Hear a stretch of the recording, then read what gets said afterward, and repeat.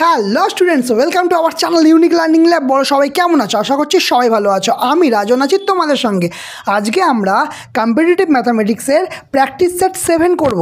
দেখো এই যে সেটগুলো আছে সেটা সামনের যে পরীক্ষাগুলো আসছে, যেমন পিএসসি মিসলেনিয়াস, ফুড এসআই, তারপরে ক্লার্কশিপ, সামনে আসছে ডাব্লিউবিপির লেডি কনস্টেবল যেটা, বা এই টাইপের, বা এসএসসি জিডি, এই টাইপের পরীক্ষাগুলোর ওপর ফোকাস করে মেনলি কোশ্চেন সেট তৈরি করা হচ্ছে সামনে যে এক্সামগুলো আছে। ঠিক আছে, তাহলে দেরি না করে সরাসরি যাই ক্লাসে। তাহলে ফার্স্ট ম্যাথটা কি বলেছে? বলছে যে মূলধনের বার্ষিক 5% সরল সুদের হারে মাসিক সুদ 1 টাকা, সেই মূলধনের পরিমাণ কত সেটা বলতে বলেছে। দেখো ঠিক আছে, তাহলে দেখো প্রথমে কি বলছে, বার্ষিক সুদ 1 টাকা, মানে বার্ষিক সুদ হচ্ছে 5%, আর মাসিক সুদ কত? 1 টাকা। তাহলে একের অঙ্কটা কি বলেছে? মাসিক সুদ 1 টাকা, তাহলে 1 বছরে ক মাস হয়? 12 মাস হয়। তাহলে 12 মাসের সুদ কত হবে?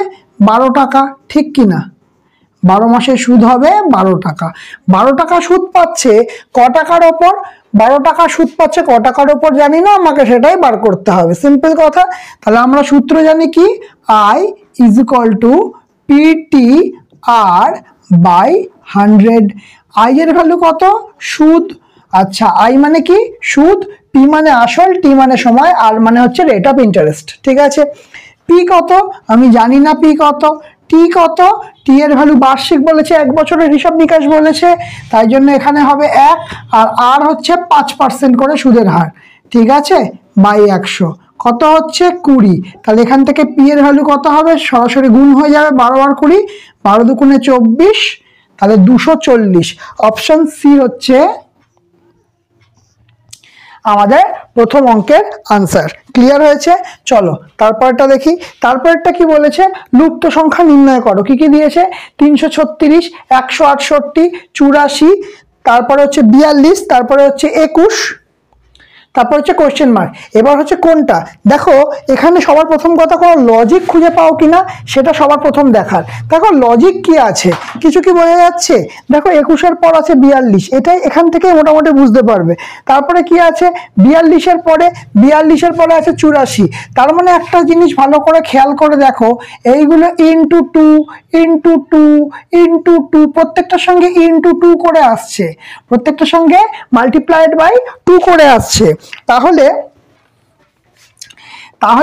21-এর আগের সংখ্যাটা কি হবে? মানে এখানে যাই বসুক না কেন তার সঙ্গে 2 মাল্টিপ্লিকেশন করলে আমরা পাবো 21। তাহলে এখানে কত বসবে? 10.5 এর ডবল হয় 21, 10.5 এর ডবল হয় 21। তাহলে এখানে আমার আনসার কত হবে? Option A. ঠিক আছে, 2 এর হয়ে গেল এ। ক্লিয়ার? আশা করছি এই দুটোতে কোনো সমস্যা নেই।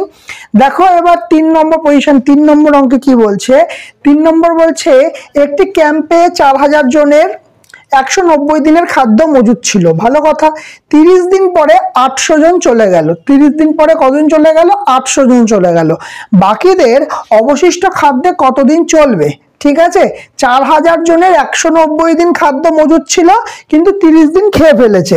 তাহলে 4000 জনের এখন কদিনের খাদ্য মজুদ আছে? 190 দিনের তো ছিল, কিন্তু 30 দিন খেয়ে ফেলেছে, তার মানে হচ্ছে -30। তার মানে কদিনের মোট কত খাওয়ার মজুদ আছে? না, 4000 গুণিত 160। ঠিক আছে, এই খাবারটা মোটামুটি ওভারঅল মজুদ আছে, পুরো পরিমাণটা। ঠিক আছে, তাহলে এবার 800 জন চলে গেল। ঠিক আছে, সেই খাদ্যে কতদিন চলবে? এই যে খাদ্যটা রইল, এই খাদ্যে এটা ইকুয়াল টু কতজন চলে গেছে? চলে গেছে 800 জন। ছিল কতজন? 8000 জন। সেখান থেকে কতজন চলে গেল? 800 জন চলে গেল। এবার যা বাকি, মানে এবার কতদিন চলবে সেটা আমরা জানি না কতদিন চলবে, আমরা একটা ধরে নিলাম x ধরে নিলাম, x দিন চলবে। তাহলে ইকুয়েশনটা কেমন আসছে? 4000 গুণিত 160, এটা বিয়োগ করলে 4000 থেকে 800 বিয়োগ করলে 3200 গুণিত x। ঠিক আছে, তাহলে এখান থেকে দেখো একটা শূন্য একটা শূন্য একটা শূন্য একটা শূন্য কাটছে, তাহলে কি পড়ে থাকছে? 400 গুণিত 16 বাই 32। তাহলে 16 দিয়ে কাটলে 2, এ হচ্ছে 200। তাহলে আমাদের x এর ভ্যালু কত বেরোলো? x এর ভ্যালু বেরোলো 200। দেখো অপশন সিতে আছে। ক্লিয়ার হয়েছে? বোঝা গেছে? এটা হয়ে গেছে আমাদের 3টে অঙ্ক। তারপরে 4 নম্বর অঙ্ক কি বলেছে দেখো, ওটা 2 না, অ্যাকচুয়ালি ওটা 3 নাম্বার ছিল, 2 লেখা হয়ে গেছিল ভুল করে। আচ্ছা 4 নম্বর কি আছে? 4 নম্বর বলছে 256 গুণ 256 144 গুণ 144 ডিভাইড বাই 112, অ্যান্সার কত হবে? দেখো এটা যদি গুণ করতে বসে যাই, এটা যদি আমরা গুণ করতে বসে চাই, এত বড় হয়ে যাবে, তখন আমাদের হিসাব নিকাশ সবকিছুতে সমস্যা হয়ে যাবে। ক্লিয়ার? তাহলে আমরা কি করব, এটাকে কি করতে পারি? দেখো সিম্পলি ট্রাই করো এটাকে। সর্বপ্রথম কথা, এই দুটো তো বুঝলাম, আমি এই ফর্মটাকে যদি এ ধরি, মানে 256কে এ আর 144কে যদি বি ধরি, দেখো চারেরটা 256কে আমরা এ ধরলাম আর 144কে আমরা বি ধরলাম। তাহলে অ্যাকচুয়ালি এই জায়গাটাকে কিভাবে লেখা যায়? এ গুণ এ, তার মানে হচ্ছে এ স্কোয়ার, এ গুণ এ মানে এ স্কোয়ার, পরে বি গুণ বি মানে বি স্কোয়ার, কিন্তু নিচে 112। এই 112টা কি ভালো করে খেয়াল করে দেখো তো, 256 মাইনাস 144 করলে 112 হচ্ছে। দেখো এখানে দেখিয়ে দিচ্ছি, 256 মাইনাস 144 করলে কত হচ্ছে? 2 1 1 112। তাহলে নিচে আমরা লিখতে পারবো এ মাইনাস বি, নিচে আমরা এ মাইনাস বি লিখতে পারবো, কারণ এ মাইনাস বি করলে আসছে আমাদের 112। তাহলে এবার উপরেরটাকে সূত্রে ভালো, এ প্লাস বি ইন্টু এ মাইনাস বি, এ স্কোয়ার মাইনাস বি স্কোয়ারের সূত্র কি হয়? এ প্লাস বি ইন্টু এ মাইনাস বি। আর নিচে কি হবে? নিচে হবে এ মাইনাস বি, এ মাইনাস বি, এ মাইনাস কি কেটে গেল, কে পড়ে থাকলো? এ প্লাস বি পড়ে থাকলো। সিম্পল। এবার দেখো এ কত? 256, বি কত? 144। তাহলে 256 যোগ 144 কত হবে? 400 হবে। 144 কত হবে? 10 হাতে 1 10 2 3 4, কত আনসার আসছে না? 400। সিম্পল ম্যাথ, কিচ্ছু নেই, শুধু আমরা সূত্রটা ফেলবো, আমাদের ম্যাথটা কভার হয়ে যাবে। ক্লিয়ার? এরপরে 5 নম্বর ম্যাথ কি বলেছে দেখো,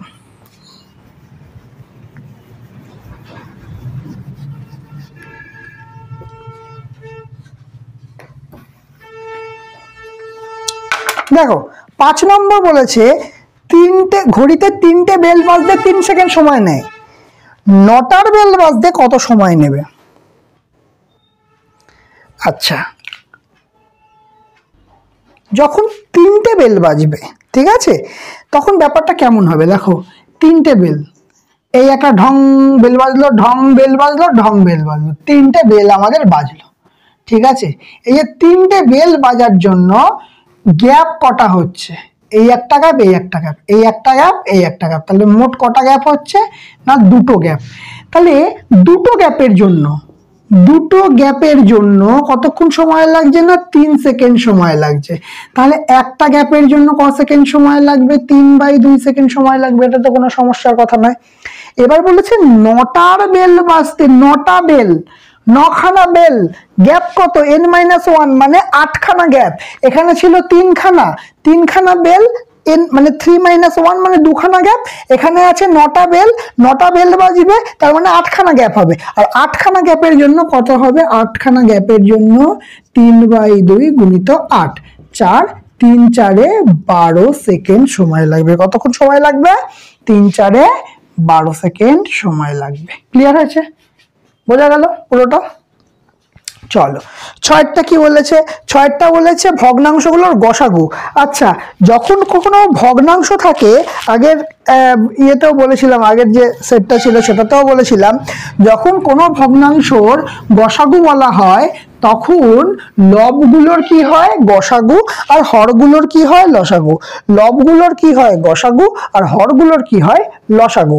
ঠিক আছে, তাহলে কি কি আছে?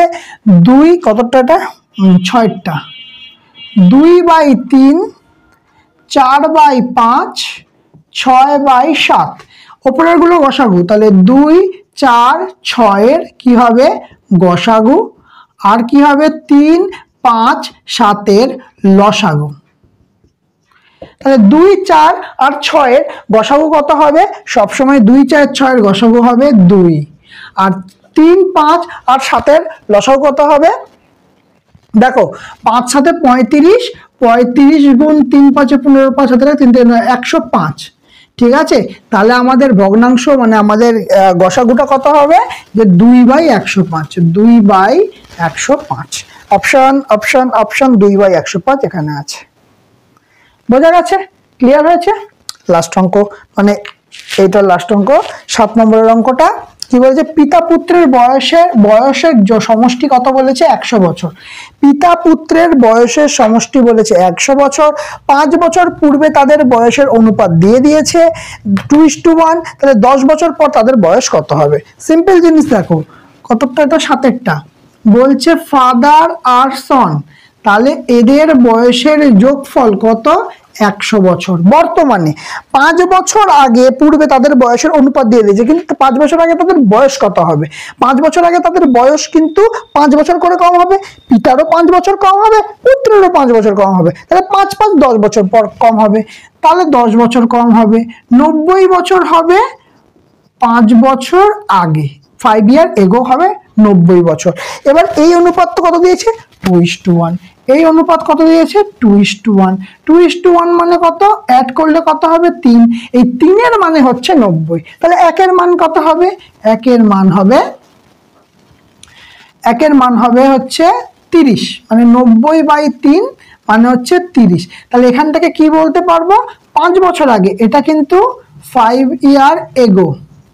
ঠিক আছে, 5 বছর আগে কি হচ্ছে, মাল্টিপ্লাইড বাই 30, 5 বছর আগে 30 মানে হচ্ছে 30 বছর।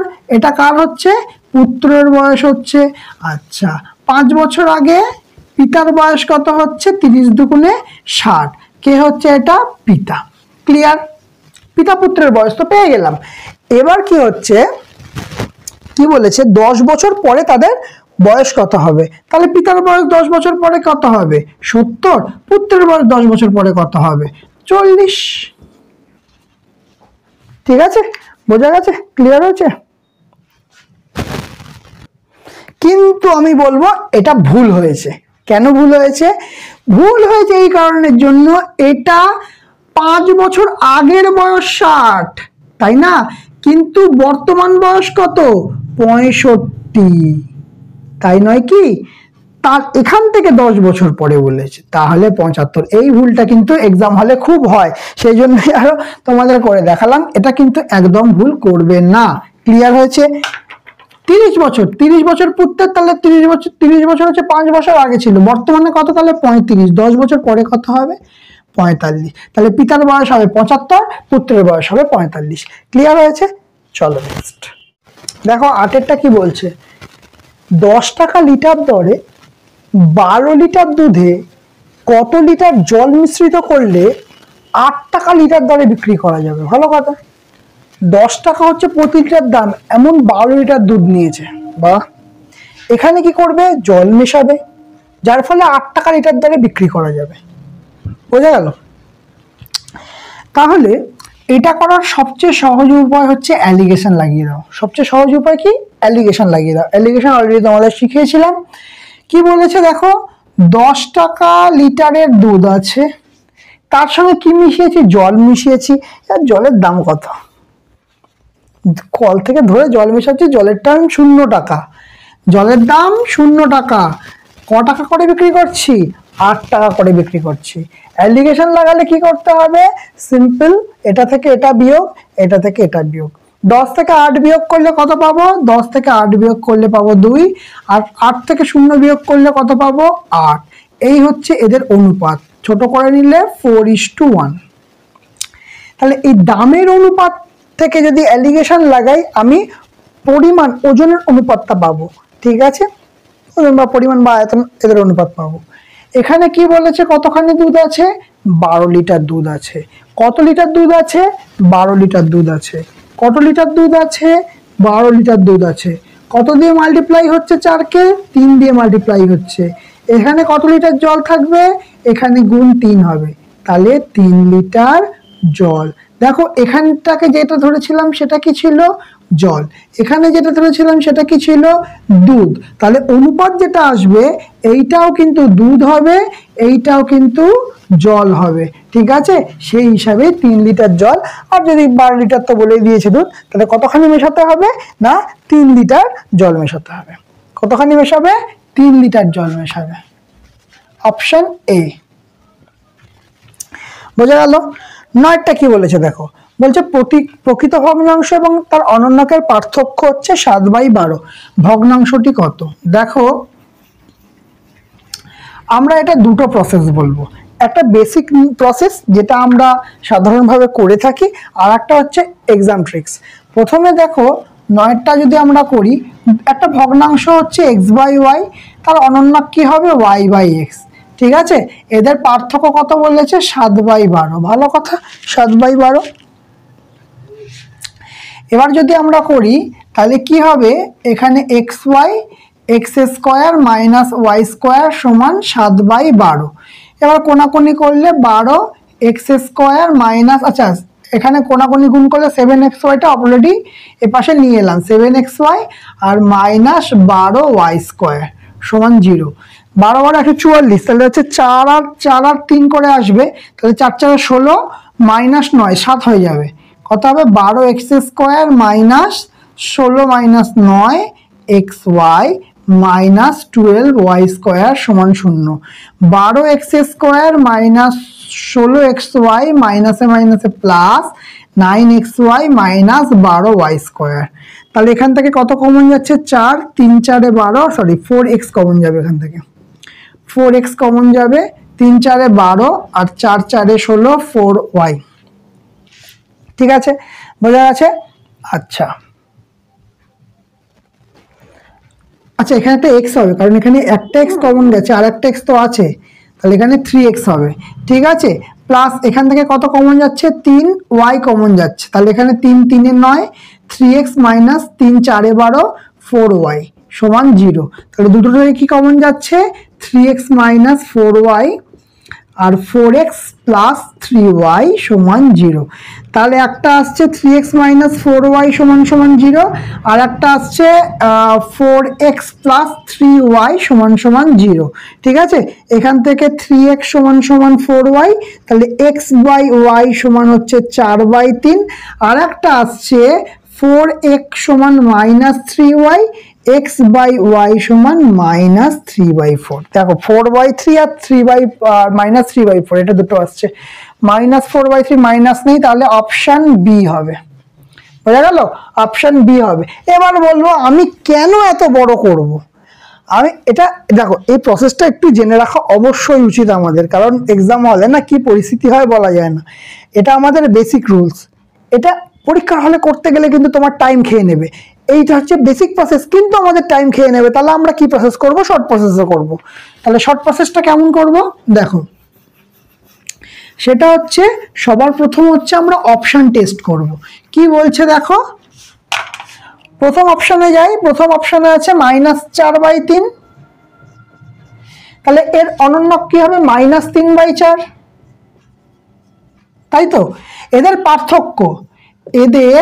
পার্থক্য মাইনাস, তাহলে অ্যাকচুয়ালি কি হচ্ছে -4/3 -3/4, তাহলে কি হচ্ছে 3 4 এ 12 -16 প্লাস 9, তার মানে -7/12 হচ্ছে, -7/12 আসছে, কিন্তু পার্থক্যটা বলেছে আমার 7/12 মানে +7/12, তাহলে অপশন এ তো হবে না। তাহলে এবার অপশন বি তে যাব। অপশন বি তে আছে কি -3/4, তাহলে -3/4 মাইনাস অফ -4/3, তাহলে কেমন আসছে -3/4 মাইনাসে মাইনাস প্লাস 4/3, তাহলে কত আসছে 3 4 এ 12, 4 -9 প্লাস 3 4 এ 12, 4 4 এ 16, তাহলে বিয়োগ করলে হচ্ছে +7/12, তাহলে অপশন বি হচ্ছে আমাদের রাইট অ্যান্সার। তাহলে কি আমাদের বড় করতে হলো না, কিন্তু বেসিক রুলসটা আমাদের জানার প্রয়োজন, সেই জন্য তোমাদের শেখালাম। ক্লিয়ার হয়েছে? চলো নেক্সট ম্যাথটা করব। নেক্সট ম্যাথটা কি বলেছে দেখো, 10 এরটা, তাই তো 10-এরটা কি বলেছে দেখো, 10-এরটা হচ্ছে একটা ট্রেন প্ল্যাটফর্মে দাঁড়িয়ে থাকা একটা ব্যক্তিকে 5 সেকেন্ডে অতিক্রম করে এবং সম্পূর্ণ প্ল্যাটফর্মটি 25 সেকেন্ডে অতিক্রম করে। যদি প্ল্যাটফর্মের দৈর্ঘ্য হয় 300 মিটার তাহলে তার দৈর্ঘ্য কত হবে? দেখো কতটা, 10। এই একটা প্ল্যাটফর্ম আছে, এর ওপর একটা ব্যক্তি দাঁড়িয়ে আছে, ঠিক আছে। এখানে একটা ট্রেন যাচ্ছে, একটা ট্রেন,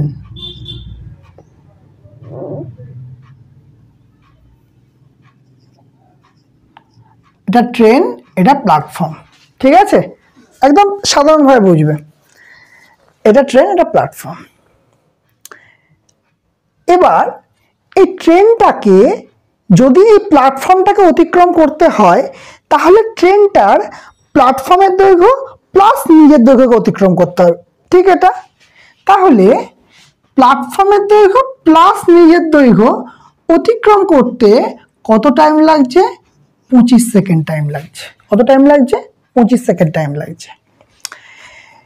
একটা ট্রেন প্ল্যাটফর্মে দাঁড়িয়ে থাকা এক ব্যক্তিকে 5 সেকেন্ডে অতিক্রম করে। ভালো করে বুঝবে কি বলেছিলাম, যদি এক ব্যক্তিকে, কোনো গাছকে, কোনো প্ল্যাটফর্মকে, প্ল্যাটফর্ম না, গাছকে বা কোনো পোস্টকে, এইগুলোকে যদি কোনো ট্রেন অতিক্রম করে তাহলে অবশ্যই ট্রেনটা তার নিজের দৈর্ঘ্যকে অতিক্রম করবে। এখানে কি করছে? এখানে একটা ব্যক্তিকে অতিক্রম করছে। তাহলে যদি একটা ব্যক্তিকে অতিক্রম করে, ভালো করে বোঝো, যদি একটা ব্যক্তিকে অতিক্রম করে তাহলে ট্রেনটা তার নিজের দৈর্ঘ্যকে অতিক্রম করছে। আর ট্রেনটার নিজের দৈর্ঘ্য কত জানি না, সেটা তো আমাদেরকে বার করতে দিয়েছে, কিন্তু এটা বুঝতে পারছি ট্রেনটার নিজের দৈর্ঘ্যকে যদি অতিক্রম করতে হয় তাহলে তার 5 সেকেন্ড সময় লাগছে। এইটাই অঙ্কের মেন ধারণা।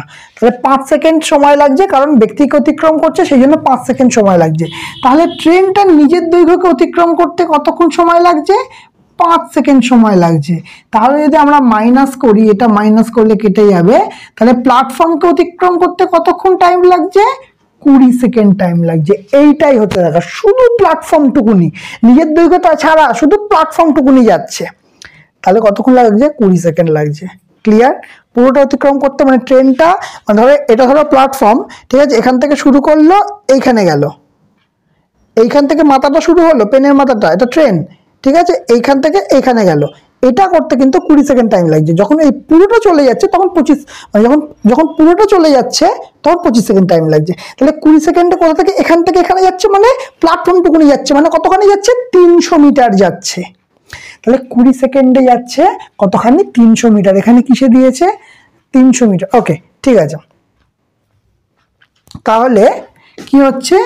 20 সেকেন্ডে যাচ্ছে কতখানি? 300 মিটার, ঠিক আছে। তাহলে ট্রেনের দৈর্ঘ্যকে অতিক্রম করতে গেলে কত সেকেন্ড টাইম লাগবে? 5 সেকেন্ড টাইম লাগবে। তাহলে 5 সেকেন্ডে কতখানি অতিক্রম করবে? এটা হয়ে যাবে 300, একের জন্য হচ্ছে 20 হয়ে যাবে, গুণিত 5, ঠিক আছে। এই 0 0 কাটলো, 2 দিয়ে কাটলো হচ্ছে 2 দিয়ে কাটলে 15, 5 15 হয় 75 মিটার। ব্যাস, অঙ্ক শেষ। এটা শুধু কনসেপ্টটাই মেন জিনিস, ঠিক আছে। এটা কনসেপ্টটা যদি ক্লিয়ার থাকে তাহলে কোনো সমস্যা হবে না, ঠিক আছে। কতটা হলো আমাদের? আমাদের হলো হচ্ছে 10-এরটা। 10-এর আনসার কত হলো? 75 মিটার। ক্লিয়ার? বোঝা গেছে তো? পুরো পরিষ্কার? চলো এবার করবো নেক্সটটা কি আছে? 11টা করণীয় আছে, করণীর অঙ্ক আছে, করণীয় অঙ্ক আছে। কি বলছে দেখো, বলছে 11টা 5 + 2√3 / 7 + 4√3 এর ভ্যালু ইকুয়াল টু কত হচ্ছে? a + b√3 হলে এ আর বি এর ভ্যালু বার করতে হচ্ছে, নানা রকম ভ্যালু দিয়ে দিয়েছে, আমাদের ভ্যালুটা বার করতে হবে। তাহলে সবার আগে এই জিনিসটা আমার লাগবে যে 5 + 2√3 / 7 + 4√3 কতটা? 11টা। কি বলেছে? 5 + 2√3 / 7 + 4√3। দেখো, করণ নির্ণয়ের সময় কি করতে হবে? আমাকে নিচের অপশনটাকে কি করতে হয়? নিচের পোর্শনটাকে আমাকে মাইনাস পোর্শন দিয়ে গুণ করতে হয়। আর সবচেয়ে ভালো একটা জিনিস দেখে নাও, এটাকে স্কোয়ার করবে, এটাকে স্কোয়ার করবে, ঠিক আছে? এটা জিনিসটা শিখে রাখি। ধরো এক্স এর ভ্যালু দিয়েছে 7 প্লাস 4√3, তাহলে 1/x এর ভ্যালু কত হবে? 7 মাইনাস 4√3 বলে দেবো সরাসরি। কিন্তু কি করে বলবো এই জিনিসটা? এই জিনিসটা বলার কিভাবে বলা যায়, দেখো এটার স্কোয়ার করবে, তাহলে কত হবে? 49। আর এটার স্কোয়ার করবে, তাহলে কত? 4 4 16, 4 4 16, 3 16, 3 16 48, ঠিক আছে? তাহলে এই যে দুটো সংখ্যা পেলাম স্কোয়ার করে, তাদের বিয়োগ করলে যদি 1 হয়, তাহলে 1/x এর ভ্যালু হবে, ঠিক এর চিহ্নটা উল্টো হয়ে যাবে, মানে মাইনাস হয়ে যাবে, ব্যাস। প্লাস থাকলে মাইনাস, মাইনাস থাকলে প্লাস, সিম্পল, আর কিচ্ছু নেই, ঠিক আছে? তো এই জিনিসটা কিন্তু, এই ফর্মটা কিন্তু মনে রাখবে, প্রচুর কাজে লাগে আমাদের, ঠিক আছে? আচ্ছা, এটার ক্ষেত্রে তাহলে কি করব? এটার ক্ষেত্রে দেখো 5 প্লাস 2√3 আছে, আর নিচে কত আছে? নিচে আছে 7 প্লাস 4√3। কি করতে হয়? এটাকে 7 মাইনাস 4√3 ওপর নিচে গুণ করে দিতে হয়। কত? 7 মাইনাস 4√3 দিয়ে ওপর নিচে গুণ করে দিতে হয়। যখনই গুণ করে দিলাম, যখনই আমরা এই গুণটা কমপ্লিট করে ফেললাম, এবার কি হবে? নিচে দেখো 7 তার স্কোয়ার মাইনাস 4√3 এর হোল স্কোয়ার। কেন হবে এরকম? দেখো এটাকে এ ধরো, এটাকে বি ধরো, a plus B into a minus B, তাহলে a square minus B square আমরা লিখতে পারবো, সিম্পল। এবার গুণ করব, কি করব? 5-এর সঙ্গে 7 গুণ, 5 সাথে কত হচ্ছে? 35। 5-এর সঙ্গে 4√3 গুণ, মাইনাস আছে, তাহলে মাইনাস 4 5 20√3। তারপর 7-এর সঙ্গে 2√3, তাহলে 7 দুগুণে 14√3, 7 দুগুণে 14√3। আর এই 2√3 আর প্লাস 2√3 আর মাইনাস 4√3 গুণ করলে হবে প্লাসে মাইনাসে মাইনাস, 4 দুগুণে 8, 3 8 24। এই হচ্ছে আমাদের ফরমেশন। এবার দেখো নিচে কি হচ্ছে? 7 7 49, যেটা দেখালাম, 7 7 49 আর এখানে 48, তাহলে বিয়োগ হয়, নিচে 1 হয়ে যাচ্ছে, নিচে নিয়ে আর ভাবতে হবে না, শুধু ওপর পোর্শনটা ভাববো। তাহলে কি হচ্ছে? 35 আর 24 বিয়োগ করলে কত হচ্ছে? 35 থেকে 24, মানে 35-এ প্লাস আছে আর 24-এ মাইনাস আছে, তাহলে হয় 11। 35 আর 24, এটা প্লাস মাইনাস বিয়োগ হবে, এই হলো 11, চিহ্ন হবে প্লাস, তাহলে প্লাস 11, ঠিক আছে? আর কি দেখো 20 আছে, দেখো মাইনাস 20√3 আছে, আর প্লাস 14√3 আছে, তাহলে কি হবে? দেখো এখানে দুটো আলাদা চিহ্ন, তাই জন্য মাইনাস হবে, চিহ্ন বসবে বড়টা, বড়টাকে বড় হচ্ছে 20, তাহলে দুটোর বিয়োগ করলে কত হবে? 20 আর 14 বিয়োগ করলে হবে 6, তাহলে হবে 6√3। তাহলে কি হচ্ছে? দেখো মাইনাস 6√3। আচ্ছা, এইবার দেখো, এবার কি বলেছে? এটা সমান সমান a প্লাস b√3। কি বলেছে? এটা সমান সমান, এটা সমান সমান a প্লাস b√3। এটাকে যদি এইভাবে কিছু লিখতে যাই আমরা, 11 যোগ মাইনাস 6√3 লেখা যাবে a প্লাস b√3, কারণ প্লাস আনতে হবে, সেই জন্য আমরা এরকম করি, কারণ এটার বাইরে আনলে কিন্তু আবার এই ফরমেশনে চলে আসবে, ঠিক? আচ্ছা, তাহলে এখান থেকে কি পাচ্ছি? a এর ভ্যালু 11 আর b এর ভ্যালু দেখো, দেখো b√3 মানে হচ্ছে মাইনাস 6√3, √3 দুটো কাটলো, তাহলে b সমান মাইনাস 6। তাহলে a এর ভ্যালু 11, b এর ভ্যালু মাইনাস 6, a এর ভ্যালু 11, b এর ভ্যালু মাইনাস 6। কোথায় পেলাম? এটাতে। বোঝা গেল কিনা? ক্লিয়ার হয়েছে তো? চলো নেক্সট ম্যাথটা কি করি। 12টা কি বলছে? বার্ষিক 6% সুদে নিতা,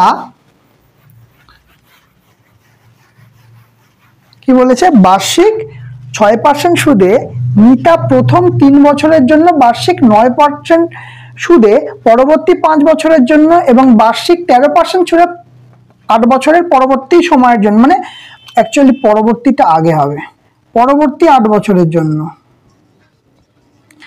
সময়ের জন্য কিছু টাকা ধার নিল। যদি সে 11 বছরে যদি সে 11 বছর পর সুদ বাবদ মোট কত পাচ্ছে? 8160 টাকা দেয়, তবে সে কত টাকা ধার নিয়েছিল?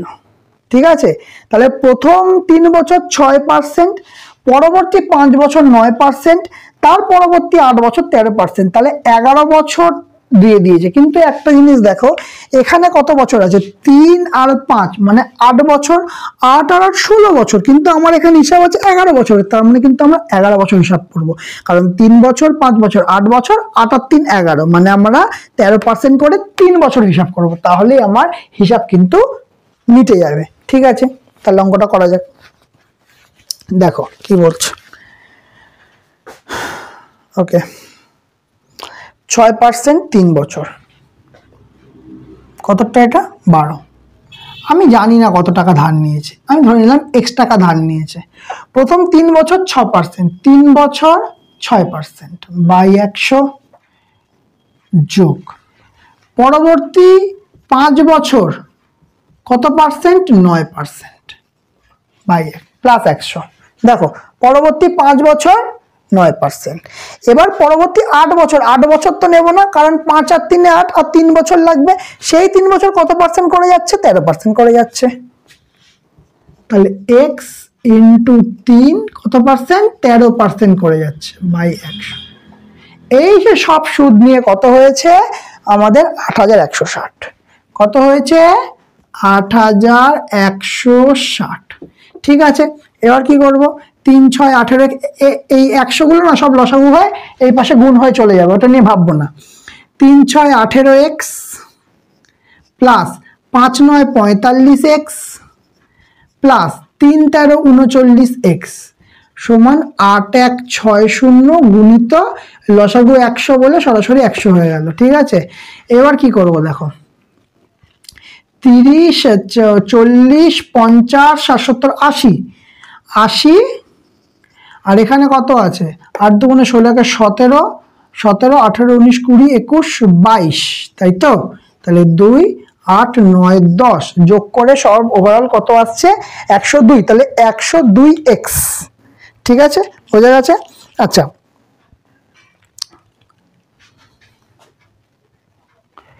তাহলে এখানে আসছে, তাহলে 102x সমান 8160 গুণিত 100। তাহলে x সমান সমান কি হবে, 8160 গুণিত 100 ডিভাইড বাই 102। দেখো 102 কে যদি 8 দিয়ে গুণ করি, 8 দুগুণে 16, মানে 8 দিয়ে গুণ করে দেখো 816 পাবে, 8 দুগুণে 16, 8 একে 8। তাহলে কাটাকুটি করলে কত হবে, কত দিয়ে কাটছে, 80, এই শূন্যটা বসে যাবে। তাহলে x এর ভ্যালু কত হচ্ছে, 8000। x এর ভ্যালু কত পেলাম, x এর ভ্যালু পেলাম 8000। হলো, সিম্পল, কোনো খাটনি নেই বেশি। চলো আর দুটো। 13 নম্বর অঙ্কটা কি বলছে দেখো, এক ব্যক্তি 5 টাকায় 9টি আম কেনেন, ভালো কথা, আর 1 ডজন আম 18 টাকায় বিক্রি করেন, তার লাভ বা লোকসানের পরিমাণ কত। খুব সিম্পল, সহজ, ইজি ম্যাথ। এই ট্রিকটা তোমাদের অলরেডি শিখিয়েছিলাম ক্লাসে। কি বলেছিলাম, 5 টাকায় 9টি আম কেনেন, তাহলে সিপি কত, সিপিতে হচ্ছে 5 টাকাতে 9টা আম কিনছে, ভালো করে বোঝো, 5 টাকাতে 9টা আম কিনছে, ভালো কথা। এবং 1 ডজন 8 টাকায় বিক্রি করেন, এসপি কত, 8 টাকায় 1 ডজন আম 8 টাকায়, তার মানে হচ্ছে এসপি হচ্ছে 1 ডজন মানে 12টা, কটা আসছে, 12টা। ঠিক, এইবার দেখো দুটো তো প্রাইস আলাদা, আমরা প্রাইস পয়েন্ট একটা নির্দিষ্ট জিনিস করতে হবে, মানে একটা নির্দিষ্ট দ্রব্য করতে হবে, তাহলে নির্দিষ্ট দ্রব্য করতে হবে, তাহলে কত দিয়ে গুণ করলে দুটো সমান হবে, 12 আর 9, তার মানে 9 3 9 27, 4 9 36, 36 করবো। দেখো কত করবো, এটাকে 4 দিয়ে গুণ করবো, 4 9 36, 3 12 36। তাহলে দেখো 4 9 কটা হচ্ছে, এখানে 36টা, এখানেও আসছে আমার 36টা, কিন্তু এখানে 4 দিয়ে গুণ করেছি বলে এখানেও 4 দিয়ে গুণ, এখানে 3 দিয়ে গুণ করেছি বলে এখানেও 3 দিয়ে গুণ।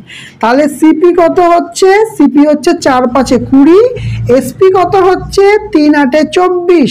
20 টাকার মাল কতই বিক্রি করছি, 24 টাকায় বিক্রি করছি।